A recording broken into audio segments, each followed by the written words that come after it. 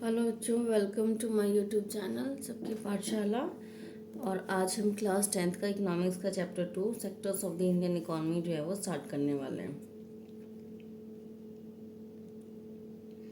Sectors of economic activity. तो सबसे पहले मैं आपको बता चुकी हूँ पहले ही कि जो एक्टिविटीज़ होती हैं वो दो तरह की होती है। एक बार फिर से मैं आपको रिवाइज करवा देती हूँ। जितने भी हम एक्टिविटीज़ करते हैं, मतलब गतिविधियाँ करते हैं, वो दो तरह की होती है, इकोनॉमिक एक्टिविटी और नॉन इकोनॉमिक एक्टिविटी। इकोनॉमिक मतलब जिसका जो मेन उद्देश्य है वो पैसा कमाना है, ठीक है, ये याद रखना आप। और इसका उद्देश्य क्या है? पैसा कमाना नहीं होता, ठीक है। ये हम दायित्व के लिए करते हैं। जैसे कि मान लो आप एक टीचर का एग्जाम्पल लीजिए, जो स्टूडेंट्स को अगर पढ़ाता है तो ऑब्वियसली मतलब उसके बदले में उसे सैलरी या फीस मिलती है, तो उसके लिए वो क्या हुआ है कि इकोनॉमिक एक्टिविटी हो गया। नॉन इकोनॉमिक एक्टिविटी जैसे मान लो वही टीचर अपने बच्चों को पढ़ाता है तो उसके बदले में उसे किसी तरह का पैसा नहीं मिलेगा, तो इसीलिए वो उसके लिए क्या हो गया? नॉन इकोनॉमिक एक्टिविटी हो गया, ठीक है। क्या आप एक कुक का एग्जाम्पल लीजिए, जो लेडीज़ें घर में खाना बनाती हैं, अगर वो किसी के घर में जाके खाना बनाती हैं तो उनके लिए वो इकोनॉमिक एक्टिविटी हुआ, क्योंकि उसके बदले में उन्हें पेमेंट मिलेगा, पैसा मिलेगा। लेकिन अगर वो अपने ही घर में अपने परिवार के लिए खाना बनाती है तो वो एक नॉन इकोनॉमिक एक्टिविटी हुआ, क्योंकि उसके बदले में उन्हें किसी तरह का कोई पैसा जो है वो प्राप्त नहीं होगा, ठीक है।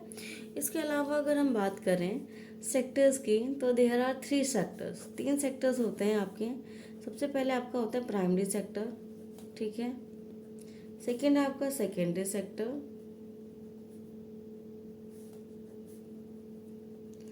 थर्ड है आपका इसको बोलते हैं हम सर्विस सेक्टर,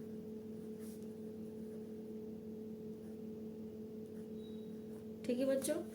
अब प्राइमरी सेक्टर, जैसे कि नाम से प्राइमरी मतलब पहला, ठीक है, तो ये रिलेटेड होगा आपका agriculture related activity, agriculture and it's related activity.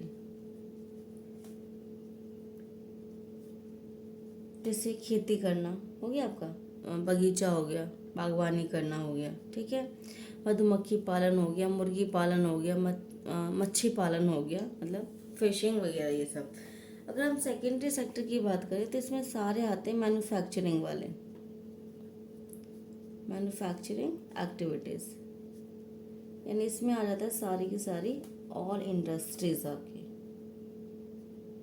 ठीक है। और इसमें आता है आपका bank, transport, insurance,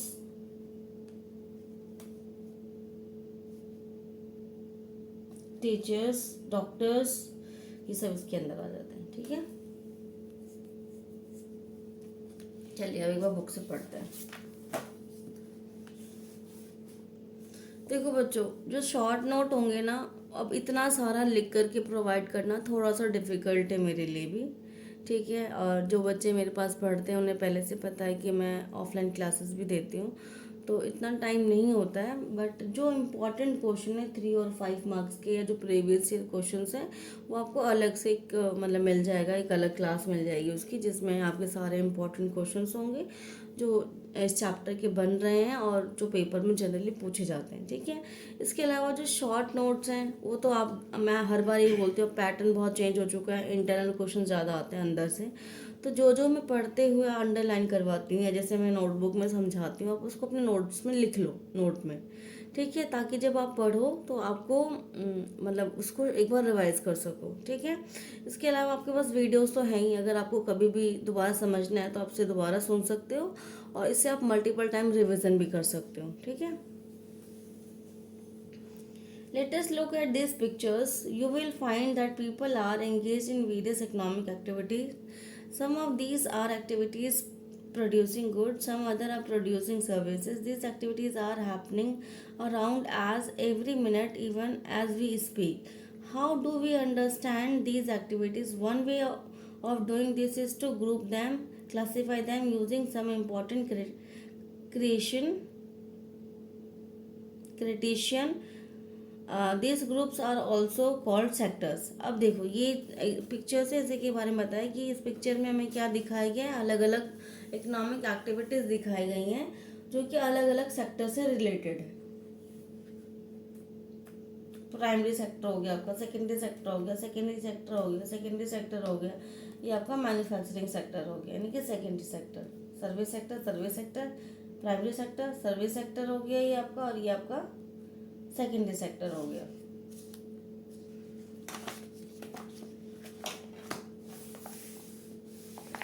Why we began by looking at different kind of economic tech. We began by looking at the different kind of activities. अब primary sector का ये है आपका, सेकेंडरी है या थर्ड सर्विस सेक्टर जिसे टैरिटरी सेक्टर भी बोलते हैं। There are many activities that are undertaken by directly using natural resources. Take for example, the cultivation of cotton, it take place within a crop season. For the growth of the cotton plant, we depend mainly but not entirely on the natural factor like rainfall, sunshine and climate.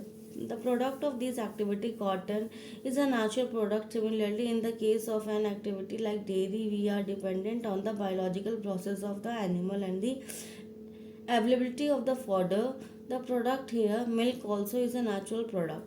Similarly, mineral and the ores are also natural product. When we produce a good by exploiting natural resources, it is an activity of the primary sector.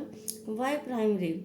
This is because it forms the base for all other products that we subsequently make. Since most of the natural products we get are from agriculture, dairy, fishing, forestry, this sector is also called agriculture and related sectors. ठीक है, अब ये पहले example में आपको क्या कि वो सारी एक्टिविटीज़ जो डायरेक्टली या इनडायरेक्टली आपका किस पे डिपेंड है, नेचुरल चीज़ों पर डिपेंडेंट है, ठीक है, एग्रीकल्चर पर डिपेंडेंट है, वो चीज़ें क्या हो जाएंगी आपकी प्राइमरी सेक्टर की एग्जाम्पल हो जाएंगे। ठीक है, जैसे खेती, कॉटन ग्रो किया जा रहा है, ठीक है, या फिशिंग की जा रही है, एनिमल हस्बेंड्री किया जा रहा है, तो ये सब क्या है आपका प्राइमरी सेक्टर का ही एग्जाम्पल है। ठीक है,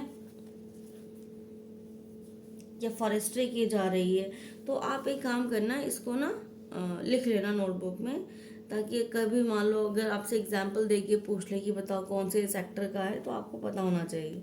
तो आप यहाँ से अंडरलाइन करना, agriculture, dairy, fishing, forestry, this sector is also called agriculture and related sectors, और इसको हम बोलेंगे प्राइमरी सेक्टर। ठीक है, इसके अलावा यहाँ से एक पॉइंट आपका इम्पोर्टेंट हो जाता है। The secondary sector covers activity in which the natural product are changed into other form through way of manufacturing that we associate with the industrial activity. It is the next step after primary. The product is not produced by nature but has to be made, and therefore some process of manufacturing is essential. This could be in a factory, a workshop, or at a home. For example, using cotton fiber from the plant, we spin yarn and weave cotton. Using sugarcane as a raw material, we make sugar or gold. We convert earth into bricks and use bricks to make houses and buildings. Since this sector gradually became associated with the different kind of industry that make up, it is also called industry sector. यानी अब इसमें क्या है कि जैसे आप sugar cane ला रहे हो, उससे गुड़ या शुगर बनाया जा रहा है, या मिट्टी से ब्रिक्स बनाए जा रहे हैं, ठीक है, या कॉटन से फैब्रिक बनाया जा रहा है, तो ये सब क्या है, एक रॉ मटेरियल से आप एक फिनिश गुड तैयार कर रहे हो, तो इसलिए ये क्या हो गया, एक मैन्युफैक्चरिंग सेक्टर हो गया, मैन्युफैक्चर हो रहा है, मतलब चीज़ें बनाई जा रही हैं, और इसी को हम बोलते हैं इंडस्ट्रियल सेक्टर या फिर सेकेंडरी सेक्टर।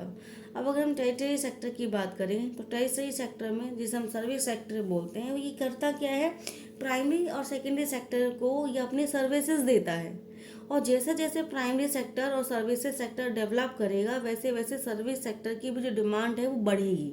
कैसे, मान लो अगर एग्रीकल्चर ग्रो हो रहा है, ठीक है, ग्रो होने की वजह से लोगों के पास अनाज इकट्ठा हो गया, प्रोडक्ट इकट्ठा हो गया, अब उसे क्या करेंगे, बाज़ार में बेचेंगे, तो बाज़ार में बेचने के लिए उन्हें क्या चाहिए, ट्रांसपोर्टेशन चाहिए। इसके अलावा जो भी मान लो प्रोडक्ट उन्होंने मतलब प्रोड्यूस किया है, ठीक है, अब उसे अगर वो एक इंस्टेंटली तो सारा बेच नहीं देंगे, तो उसे क्या करेंगे, वो कुछ टाइम के लिए स्टोर करके रखेंगे, तो उसे स्टोर करने के लिए उन्हें फिर cold storage houses, warehouses की ज़रूरत पड़ेगी, तो ये सब क्या है, सर्विसेज है। ठीक है, अब मान लो इंडस्ट्रियल सेक्टर ग्रो करता है, ठीक है, तो हमें ज़्यादा से ज़्यादा कम्युनिकेशन सर्विसेज चाहिए, इलेक्ट्रिसिटी चाहिए, काम करने वाले लोग चाहिए, ठीक है, इसके अलावा मार्केट्स चाहिए, ट्रांसपोर्टेशन सिस्टम अच्छा चाहिए, तो इससे क्या होगा, सर्विस सेक्टर का भी ग्रोथ होगा। तो इतना बात हम समझ सकते हैं कि प्राइमरी सेक्टर, सेकेंडरी सेक्टर और सर्विस सेक्टर तीनों आपस में क्या इंटर रिलेटेड है, मतलब एक दूसरे के बगैर ये चल नहीं सकते, और अगर एक में ग्रोथ होगा तो बाकियों में भी ग्रोथ होगा, ठीक है। इसके अलावा आजकल जो है यहाँ पर आप अंडरलाइन कीजिएगा, transport, storage, communication, banking are the example of territory activities, ठीक है। Since these activities generate service rather than goods, the territory sector is also called the service sector. इसके अलावा आजकल जो है और इंक्लूड हम कर सकते हैं, जैसे टीचर्स हो गया, डॉक्टर हो गया, या those who provide personal services such as washerman, barber, cobbler, lawyer, people do to do administrative and accounting works, ये सारे क्या हैं आपके सर्विस सेक्टर के एग्जाम्पल है। इसके अलावा internet cafe, ATM boards, call centre, software companies are also example of service sector. Primary sector and territory sector in India, अगर इनकी हम ग्रोथ की बात करें तो यहाँ हमें कुछ डेटा दिया हुआ है, ये 1973 और ये 2013 का डेटा है। तो आप ये देख सकते हो उनका जो कंट्रीब्यूशन है इन द जीडीपी वो कितना कम है, ये आपका लगभग 5 लाख, मतलब ये 2.5 लाख के आसपास होगा, ये उससे भी कम है, और ये लेकिन फिर भी अगर हम देखें तो कंट्रीब्यूशन सबसे ज़्यादा आपका प्राइमरी सेक्टर का है। 2013-14 में डेटा देखो कितना ड्रास्टिकल चेंज आया है, सबसे ज़्यादा कंट्रीब्यूशन सर्विस सेक्टर का हो गया आपका, और एग्रीकल्चर सेक्टर का भी है लेकिन कम है, और मैन्युफैक्चरिंग सेक्टर जिसे हम बोलते हैं सेकेंडरी सेक्टर, उसका भी जो कंट्रीब्यूशन है वो इंक्रीज हो गया है।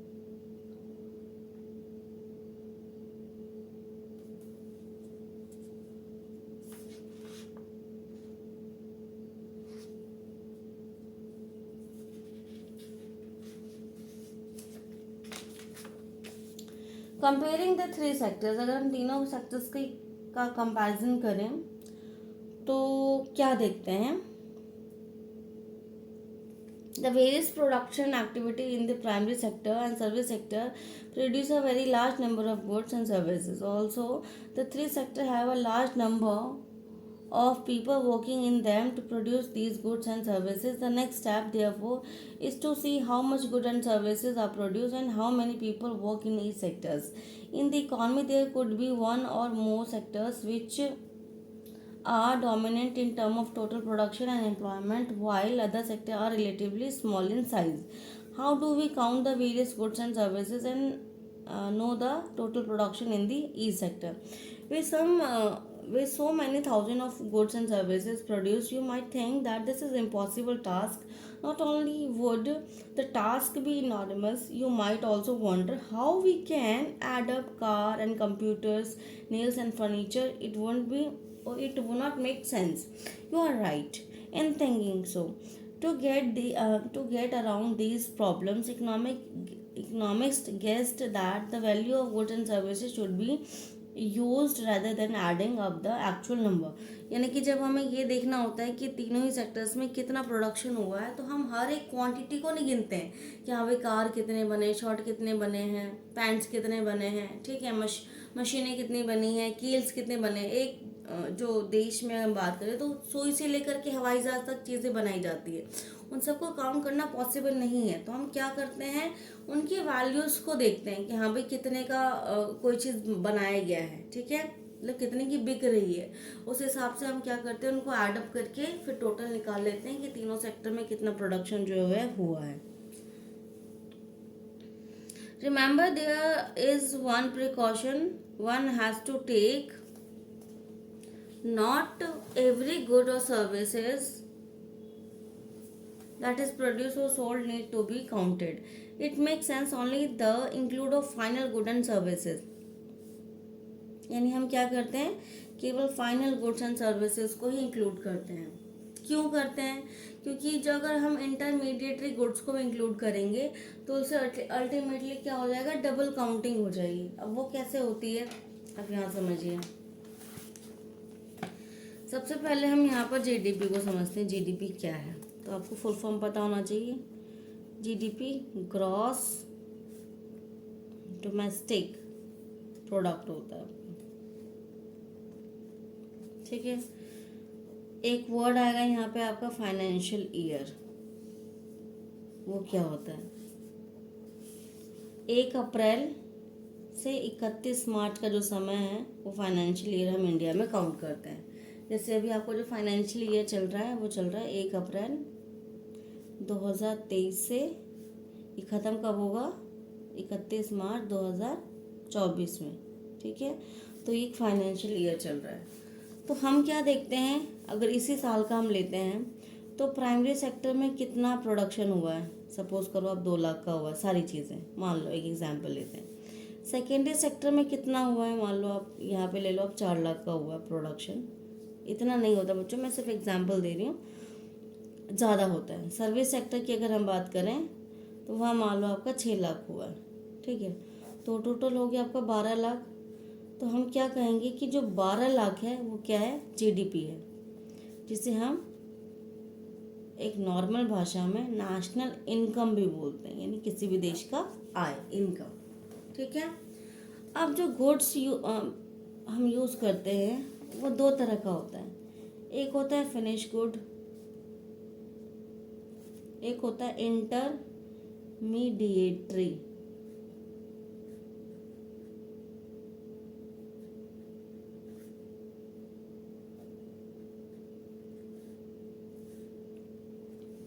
फिनिश गुड मतलब रेडी टू यूज़, यानी अब इसको क्या करेगा, कंज्यूमर इस्तेमाल करेगा, ठीक है। जैसे आप मिल्क ले सकते हो, बिस्किट्स ले सकते हो, ठीक है, ये सब चीज़ें। अब अगर इसकी हम बात करें, इससे क्या होगा? New good will be made, मतलब बनाया जाएगा, नई चीज़ बनाई जाएगी, ठीक है।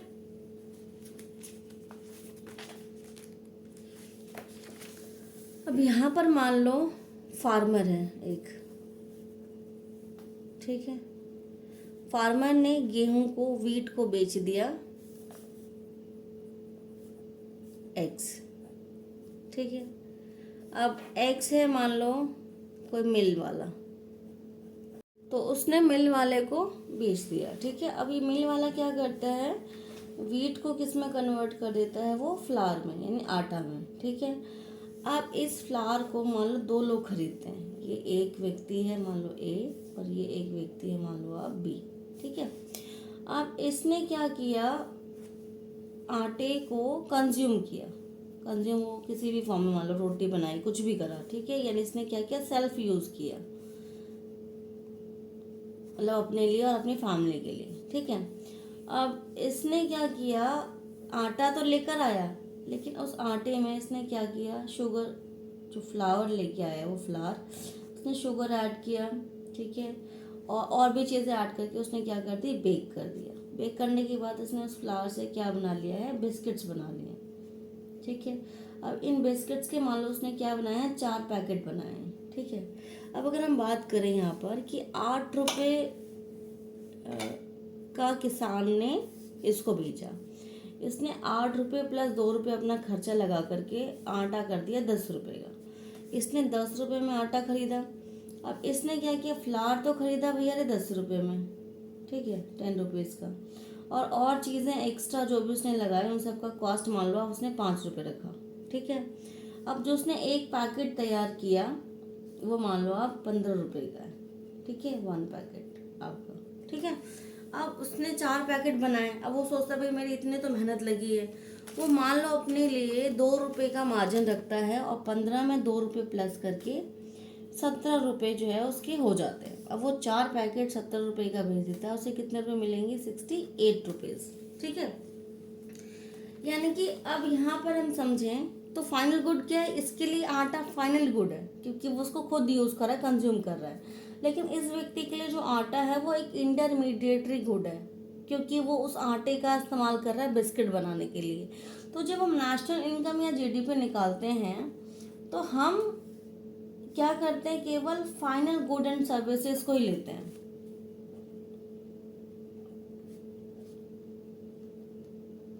इंटरमीडिएटरी नहीं लेते हैं, क्योंकि अगर इंटरमीडिएटरी हो जाएगा तो एक ही चीज़ को बार बार काउंट किया जाएगा, ठीक है, जिससे कि डबल काउंटिंग का प्रॉब्लम हो सकता है और हमारा नेशनल इनकम जो है वो गलत डिटरमाइन हो जाएगा, ठीक है। अब ये सब आप पढ़ सकते हो, ये सब मैं आपको समझा चुकी हूँ, एक बार आप रीडिंग कर लेना, मेरे हिसाब से आपको समझ आ जाएगा, ठीक है बच्चों। अब यहाँ से मैं आपको बताती हूँ, ये वाला इंपॉर्टेंट है थोड़ा सा। The value of final good and services produce in each sector during a particular year provide the total production of the sector of that year. तो ये आप अंडरलाइन कर लो, ये इंपॉर्टेंट है। The sum of the production of 3 sectors give what is called gross domestic product, जो मैं भी आपको बता चुकी हूँ, of a country. It is the value of all final goods and services produced within a country during a particular year. GDP shows how big the economy is. यानी GDP जितना ज़्यादा होगा हम क्या बोलेंगे, वो देश उतना ज़्यादा बड़ा है, ठीक है। In India, the mammoth task of measuring GDP is undertaken by the central government ministry. यानी GDP कौन निकालता है इंडिया में, Central Ministry. This ministry, with the help of various government department of all the Indian states and union territory, collect information related to the total volume of goods and services and their prices and then estimate the GDP. यानी कि केवल एक व्यक्ति या कोई एक institute, मतलब एक सेंट्रल गवर्नमेंट का डिपार्टमेंट नहीं करता, इसके साथ बहुत सारे डिपार्टमेंट जो है वो मिलकर के ये काम करते हैं।